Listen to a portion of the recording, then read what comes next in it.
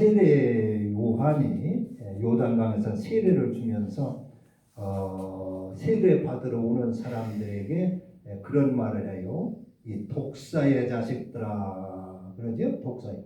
7절에 보면 요한이 세례를 받으러 나오는 무리에게 이르되 독사의 자식들아, 누가 너희에게 일러 장차 올 진노를 피하라 하더냐. 피하라. 그러므로 회개에 합당한 열매를 맺어라. 회개에 합당한 열매를 맺지 아니하면 찍혀 불에 던져지리라 그랬어요. 여기 세례 요한이 독사의 자식들이라 하고 회개하라고 그랬는데 왜 그랬을까요? 이 세례 요한의 이 심정이 어떤 심정으로 그랬을까요? 미워서 그렇게 했습니까? 뭐 실지 망하라고 그렇게 저주를 한 것입니까? 세례 요한의 눈에는 지금 세례 받으러 온 그 유대인들, 그들이 하나님의 진노가 보인단 말이에요.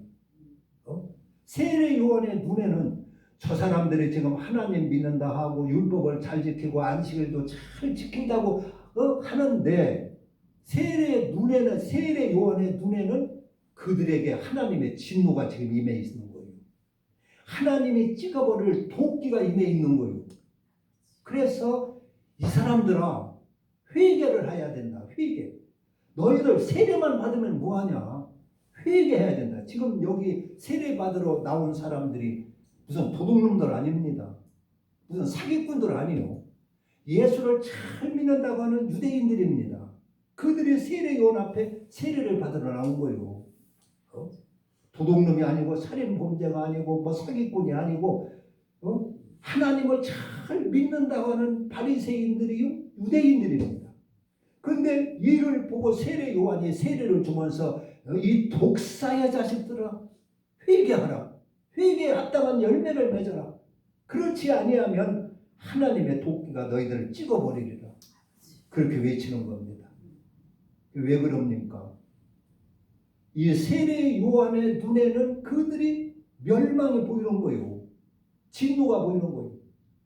그러니까 자식들은 철이 없어서 막 놀고 공부하라고 하면 공부도 안 하고 못된 짓만 하고 잠이나 자고 뭐 못된 짓만 하는 부모의 눈에는 보이지 않습니까? 그게 미래가 보이지 않습니까? 저놈의 자식 저렇게 하다 보면 안 돼. 큰일 나는데 저렇게 하면 안 되는데 그래가지고 부모가 어떻게 합니까? 야 이놈아 공부해라. 너 이렇게 하면 망한다. 그런 거나 비슷한 것입니다. 말하자면 그런 거라. 세례 요한이 그러는 거예요. 그래서 이것이 회개하라 하는 말은, 이런 말은 우리가 이제 깊이 알아보면 왜 그러느냐? 하나님이 나에게 맡겼다 그런 얘기입니다.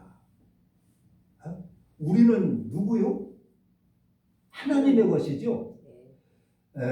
마태복음 25장에 보면 천국이라는 것은 어떤 것이냐? 거기 이제 달란트 비유가 나와요.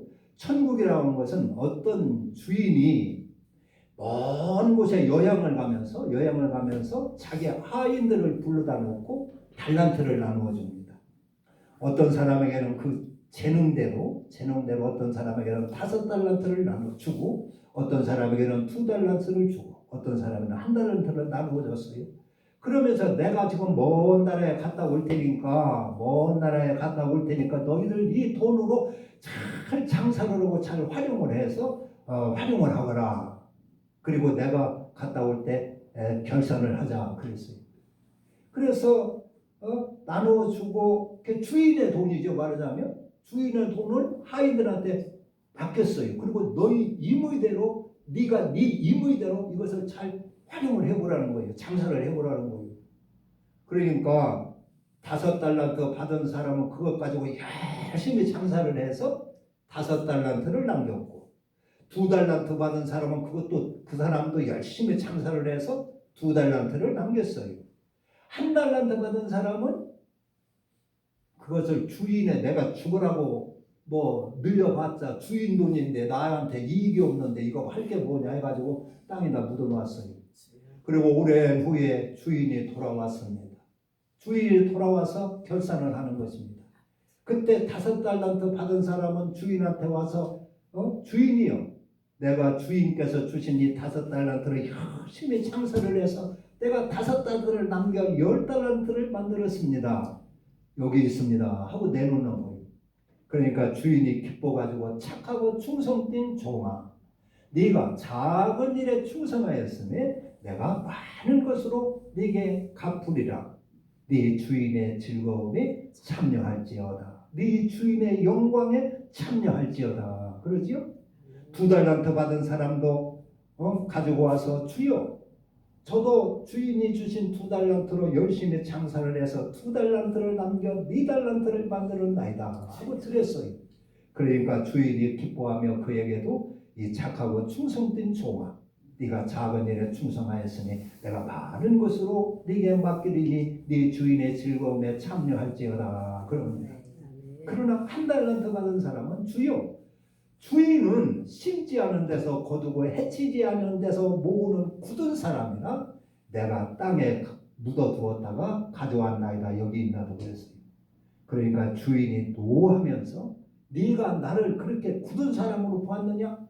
그러면 네가 하기 싫으면, 네가 내 재산을 불리기 싫고 충성하기 싫으면 저 은행에라도 갖다 맡겨서 이자라도 받게 해야지 왜 땅속에다 묻어놓고 그랬느냐? 그러면서 하인들을 시켜가서 이 악하고 게으른 종을 저 바깥 어두운 데 내치라 그랬어요. 그런 것처럼 하나님은 그 주인이 자기의 달란트를 맡긴 것처럼 하나님은 나는 하나님의 것이라는 말이에요. 하나님의 것인데 나를 누구에게 맡겼느냐? 나에게 맡겼다는 걸 아셔야 됩니다. 그래서 내 한평생의 삶은 내가 마음대로 살 수가 있는 것이요. 이 하인들이 그 달란트를 마음껏 활용하고 운영하고 할 수 있는 것처럼 우리는 한평생을 내 마음대로 활용할 수가 있는 것입니다. 내 한평생, 내 70년이나 80년 인생의 한평생을 내 마음대로 살 수 있는 것이요. 착한 일을 하고 선한 일을 하면서 하나님께 영광 돌리며 살 수도 있고, 하나님의 계명을 무시하고 하나님과 담쌓고 내 고집과 성질과 내 욕심과 탐욕대로 한평생을 살 수도 있는 것입니다. 그러나 하나님께 심판할 때가 있다 그런 얘기입니다. 하나님과 결산할 때가 있다 그런 얘기입니다. 그래서 그때 결산할 때 자기 행위에 대한 책임을 묻는 것입니다. 그래서 회개하라고 하는 얘기는 하나님이 어거지로 못하는 것이요. 그러니까 네 스스로 깨달아서 네 인생을 바로 살아라 그런 얘기입니다. 내가 너를 너한테 맡겼으니까 네가 네 인생을 바로 잘 살아라 그런 얘기입니다. 어떤 사람은 우리가 하나님 것이라고 하면은 그거 나는 내 인생은 내 거지 무슨 하나님 거예요 그런 사람이 있어요. 이것을 잘 이해를 해야 됩니다. 나는 하나님 것이라고 하는 것을 알아야 됩니다. 왜냐? 그것은 하나님의 인간을 창조할 때는 에덴 동산에서 흙으로 우리를 지으셨어요. 그러니까 분명히 하나님 것이죠. 하나님이 지었으니까, 하나님이 만들었으니까 하나님 거 아닙니까? 그렇잖아요. 자동차를 내가 만들었으면 그게 내 거 아닙니까? 그래서 인간 아담과 하와가 하나님의 소유입니다. 그리고 우리는 그 아버지와 어머니의 태중에서 누가 조성을 해요? 하나님이 조성을 했다 그런 얘기요. 우리가 어머니가 음식을 먹으면 그 영양소가 각각 어떤 것은 머리카락이 되고 어떤 것은 눈이 되고 어떤 것은 뼈가 되고 어떤 것은 입이 되고 이빨이 되고 뭐 내장이 되고 허파가 되고 간이 되고, 그것을 누가 하냐? 사람이 합니까? 우리 부모님이 그걸 다 일일이 합니까? 그거 다 하나님이 하시는 줄 믿으시길 바랍니다.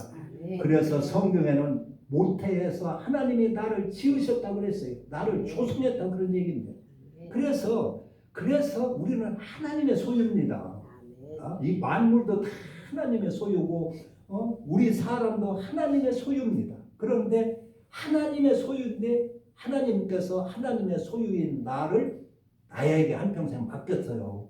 그게 달란트 비유입니다. 그러면 하나님의 것이라 하면 우리가 어떻게 살아야 됩니까? 하나님이 기쁘시게 살아야 되겠죠? 하나님의 뜻대로 살아야 되는 것입니다. 하나님이 기뻐하실 수 있도록 살아야 되는 것입니다. 하나님의 소유인데 내가 내 고집대로 하나님 나 몰라라 하고 내 성질대로 내 고집대로 내 탐욕대로 내 욕심대로 살으면 안 된다 그런 얘기입니다.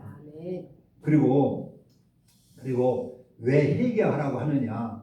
천국과 지옥이 있기 때문에 회개하라고 하는 것입니다. 천국과 지옥이 없으면 회개할 필요가 없어요. 그냥 내 멋대로 살다 끝나면 되는 것입니다.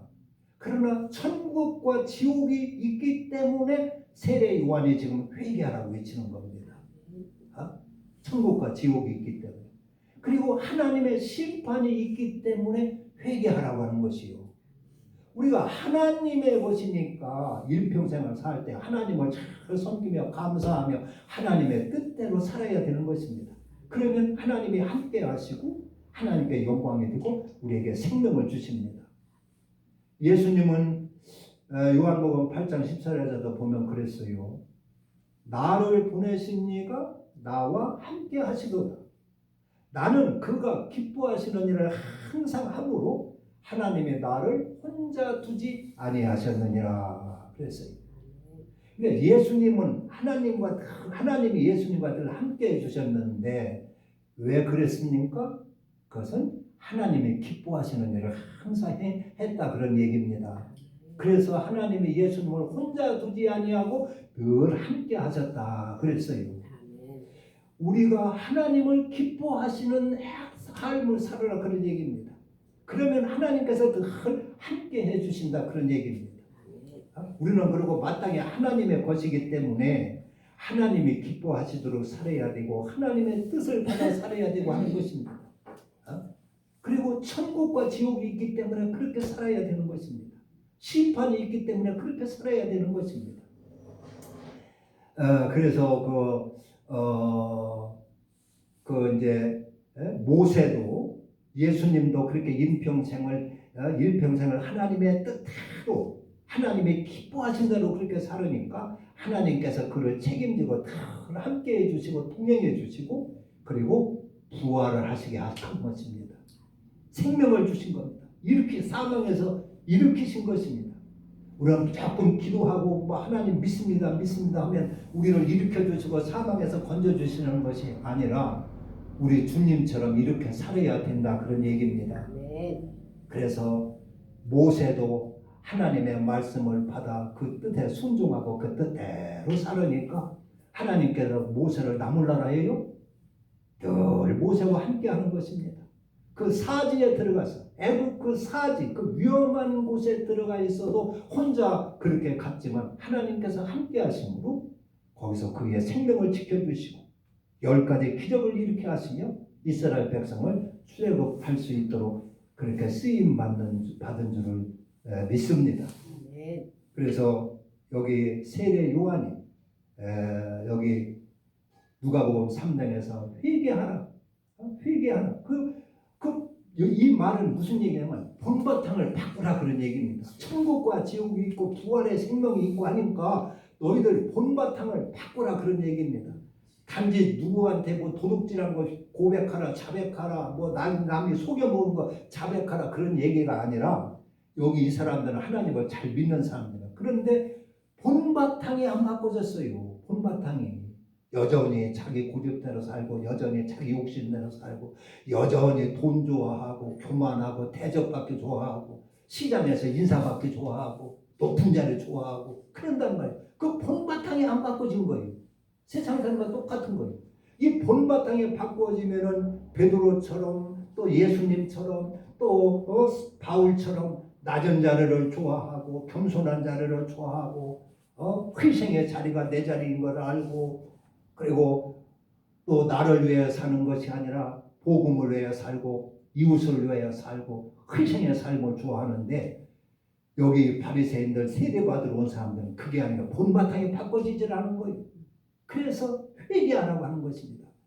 오늘날 한국교회도 예수 믿는 사람들이 많이 있지만 본바탕에 바꿔지지 않은 사람들이 너무 많습니다. 예수로 바꿔지지 않은 사람들이 너무 많이 있습니다. 자기 딴에는 10년 신앙생활하고 20년, 30년 신앙생활해서 장로가 되고 집사가 되고 권사가 되고 했다고 하는데 본바탕이 바꿔지질 않았어요. 예수로 바꿔지질 않았어요. 그런 사람들에게 세례 요한이 지금 회개하라고 하는 것입니다. 회개하지 아니하면, 회개에 합당한 열매를 맺지 아니하면 하나님이 찍어 불에 던져지리라. 이미 하나님의 진노의 도끼가 뿌리에 놓여 있다. 다급하다. 빨리 회개하라. 회개에 합당한 열매를 맺어라 하는 것입니다. 우리는 머뭇거릴 시간이 없습니다. 우리는 남은 생에, 육신의 남은 생에도 얼마 되지 않지만 이 시대적으로도 주님이 오실 날이 얼마 남지 않았습니다. 우리는 누가복음 3장에서 우리가 완전히 회개하고 그리스도로 본바탕이 바꾸어져서 천국의 백성이 되고 영생을, 부활의 생명을 소유할 수 있는 저와 여러분 되시기를 주님의 이름으로 축원합니다. 기도합니다.